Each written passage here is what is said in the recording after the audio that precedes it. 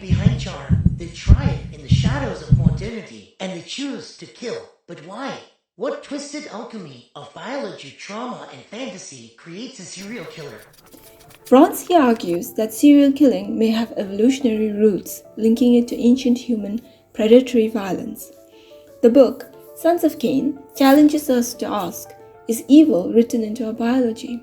Studies suggest some killers have brain abnormalities, reduced amygdala activity, and prefrontal cortex damage.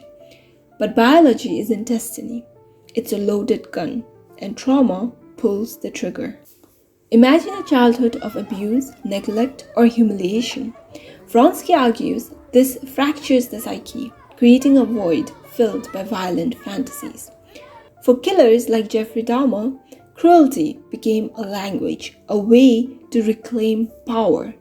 Dahmer's father, for instance, was obsessed with dissecting animals, normalizing violence in the home. This early exposure to brutality can warp a child's sense of empathy, turning them into predators. But trauma alone doesn't create a killer. It's the intersection of biology, trauma, and culture that sets the stage for evil. Culture plays a silent but deadly role. Vronsky explores how societal norms like glorifying violence in media, romanticizing outlaws, or ignoring mental health can act as triggers. For example, the 1970s saw a surge in serial killings, coinciding with the rise of violent films and the breakdown of traditional communities. Killers like Ted Bundy were inspired by the romanticized villain trope, weaving their crimes into a narrative of power and control. Modernity gave killers anonymity. Highways, cities, bureaucracy, they could vanish.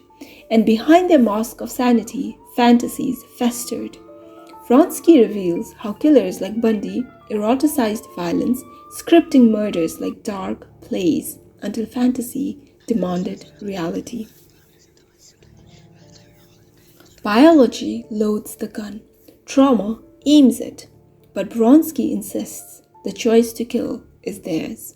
They cross a line from fantasy to action, and in that moment, they become the monster hiding behind human eyes. So, is evil born, made, or chosen? Let me know what you think in the comments, and if you're ready to dive deeper into the human mind, hit subscribe. Because the truth is always stranger than fiction.